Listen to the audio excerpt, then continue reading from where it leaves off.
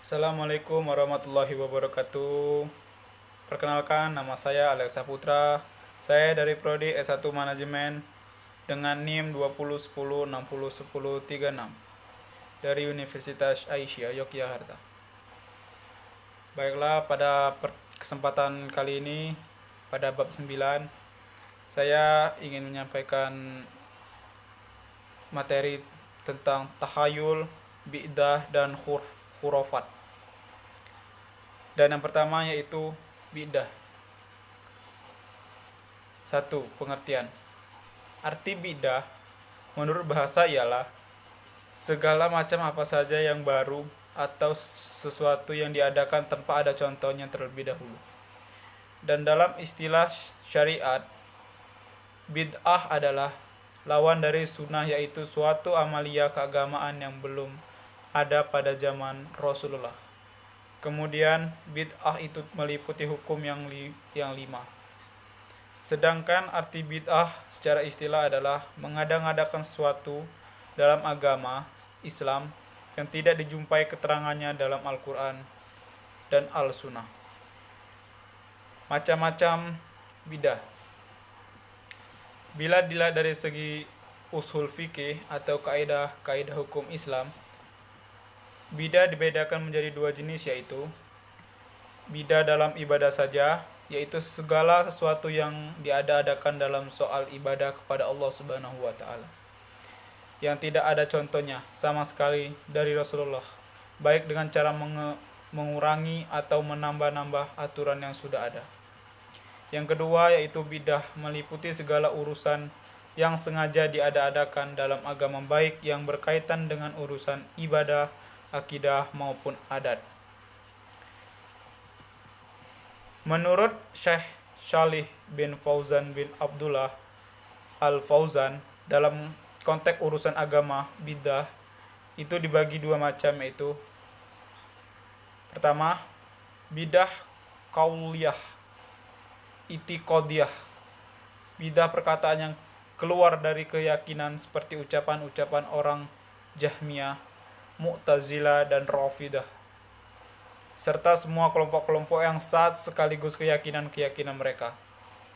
Yang kedua, bid'ah fil ibadah, bid'ah dalam ibadah seperti beribadah kepada Allah Subhanahu wa taala dengan apa yang tidak di syar'i oleh Allah. Yang kedua yaitu tentang pengertian khurafat. Pengertian khurafat berasal dari bahasa Arab, yaitu al-kufarat, yang berarti dongeng, legenda, kisah cerita bohong, asumsi, dugaan, kepercayaan, dan keyakinan yang tidak masuk akal, atau akidah yang tidak benar. Mengingat dongeng, cerita, kisah, dan hal-hal yang tidak masuk akal di atas umumnya menarik dan mempesona, maka kufarat juga disebut dengan al-hadis al-mustamlah min al-kid, cerita yang menarik dan mempesona. Sedangkan secara istilah, kufarat adalah suatu kepercayaan, keyakinan, pandangan, dan ajaran yang sesungguhnya tidak memiliki dasar dari agama, tetapi diyakini bahwa hal tersebut berasal dan memiliki dasar dari agama. Asal usul.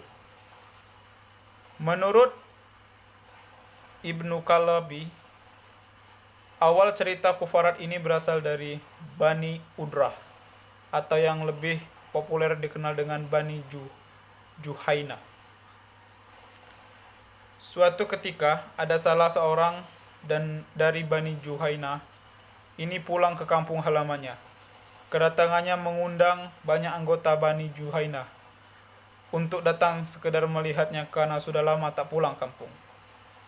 Ketika banyak orang berkerumunan untuk mengunjunginya, ia banyak bercerita tentang banyak hal yang ada kaitannya dengan wilayah agamanya, seperti yang pernah ia lihat dan ia rasakan selama kepergiannya.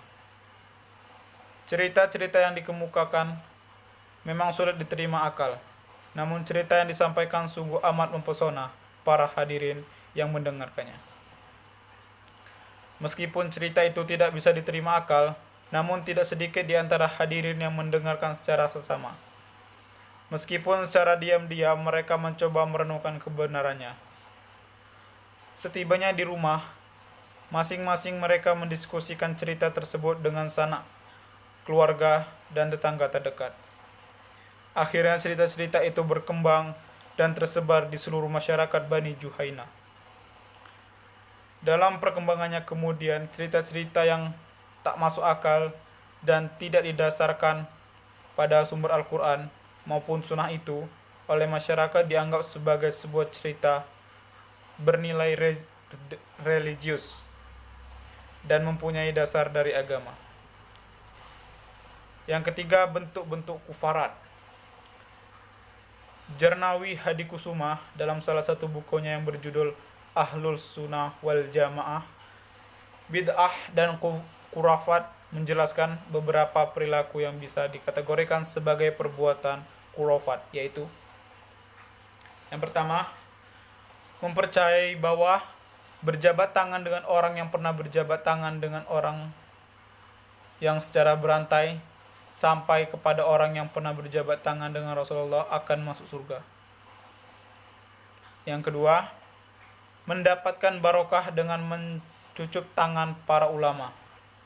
Demikian itu dikerjakan dengan kepercayaan bahwa berkah Allah kepada ulama itu akan berlimpah kepadanya.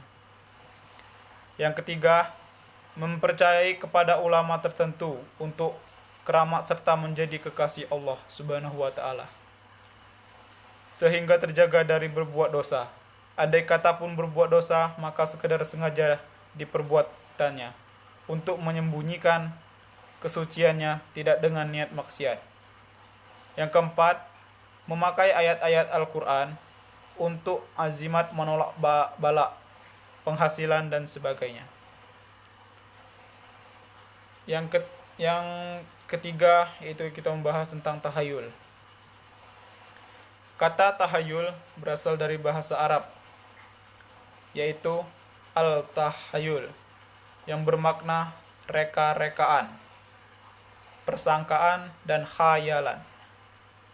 Sementara secara istilah, tahayul adalah kepercayaan terhadap perkara gaib yang kepercayaan itu hanya didasarkan pada kecerdikan akal, bukan didasarkan pada sumber Islam, baik Al-Quran maupun Al-Hadis.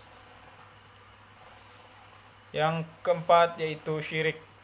Pengertian kata syirik berasal dari kata Arab syirik yang berarti sekutu atau persekutuan. Dalam istilah ilmu tauhid, syirik digunakan dalam arti mempersekutukan Tuhan lain dengan Allah.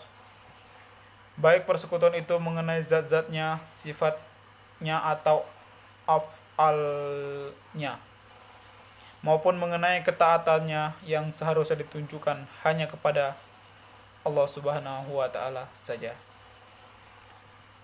Bentuk-bentuk syirik.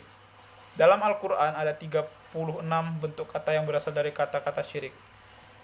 Dari sejumlah itu, Maulana Muhammad Ali menyimpulkan, paling tidak ada 4 bentuk syirik, yaitu menyembah sesuatu selain Allah, misalnya batu, pohon, patung, binatang, kuburan, benda-benda langit, dan lain-lain. Yang kedua, menyekutukan sesuatu dengan Allah, artinya menganggap barang-barang ini mempunyai sifat-sifat yang sama seperti Tuhan. Misalnya, kepercayaan ada 3 oknum ketuhanan, keyakinan bahwa ada Sang Putra dan Sang Roh Kudus itu kekal, Maha Tahu, Maha Kuasa seperti Allah, dan lain sebagainya. Yang ketiga, sebagian manusia mengambil sebagian yang lain sebagai Tuhan. Yang keempat, orang yang mengikuti hawa nafsu secara membabi buta. Orang yang mengikuti hawa nafsunya secara berlebihan termasuk perbuatan syirik, karena ketaatannya kepada hawa nafsunya melebihi ketaatannya kepada Allah Subhanahu wa taala. Syirik itu dibagi menjadi 2, yaitu syirik besar dan syirik kecil. Syirik besar adalah menjadikan bagi Allah sekutu yang dia berdoa kepadanya seperti berdoa kepada Allah Subhanahu wa taala. Takut, harap, cinta kepadanya seperti kepada Allah, atau melakukan salah satu bentuk ibadah kepada seperti ibadah kepada Allah. Syirik kecil adalah semua perkataan dan perbuatan yang akan membawa seseorang kepada kemusyrikan. Syirik kecil termasuk dosa besar yang dikhawatirkan akan mengantarkan pelakunya kepada syirik besar. Jika orang yang melakukan syirik kecil meninggal sebelum bertobat, dan di akhirat ternyata Allah tidak berkenan mengampuninya, maka ia akan masuk neraka. Di antara amal perbuatan yang termasuk kategori syirik kecil antara lain, bersumpah dengan selain Allah. Barang siapa yang bersumpah dengan selain nama Allah, dia telah kufur atau syirik. Hadis riwayat Tirmizi. Yang kedua, memakai jimat untuk menolak bahaya atau memurahkan rezeki. Dari Uqban bin Amir, Rasulullah SAW bersabda, barang siapa menggantungkan diri kepada tangkal, maka Allah tidak akan menyempurnakan imannya. Yang ketiga, menggunakan mantra-mantra untuk menolak kejahatan, pengobatan, dan sebagainya. Ini adalah salah satu dari syirik. Yang keempat, sihir. Barang siapa yang membuat satu simpul kemudian dia meniupnya, maka sungguh ia telah menyihir. Barang siapa menyihir, sungguh ia telah berbuat syirik. Hadis riwayat Nasa'i. Yang kelima, ramalan atau perbintangan astrologi. Barang siapa yang mempelajari salah satu cabang dari perbintangan, maka dia telah mempelajari sihir. Hadis riwayat Abu Daud. Barang siapa yang datang kepada tukang ramal, kemudian bertanya tentang sesuatu yang membenarkan apa yang dikatakannya, tidak akan diterima sholatnya selama 40 hari. Hadis riwayat Muslim. Yang keenam, bernazar kepada selain Allah. Barang siapa yang bernazar untuk berbuat taat kepada Allah, maka hendaklah dia melaksanakan nazarnya itu. Dan barang siapa yang bernazar untuk mendurhakai Allah, maka janganlah dia mendurhakainya. Hadis riwayat Bukhari. Yang ketujuh, menyembelih binatang atau mempersembahkan korban bukan kepada Allah Subhanahu wa taala. Dari Ali, Rasulullah SAW bersabda kepadaku dengan 4 kalimat, yaitu Allah melaknat orang yang menyembelih untuk selain Allah, Allah melaknat orang yang melaknat kedua orang tuanya, Allah melaknat orang yang melindungi penjahat, dan Allah melaknat orang yang merubah batas tanah miliknya. Hadis riwayat Muslim.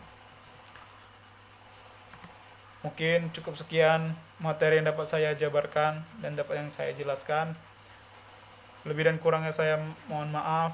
Kepada Allah saya mohon ampun. Saya akhiri. Wabillahi taufiq wal hidayah. Wassalamualaikum warahmatullahi wabarakatuh.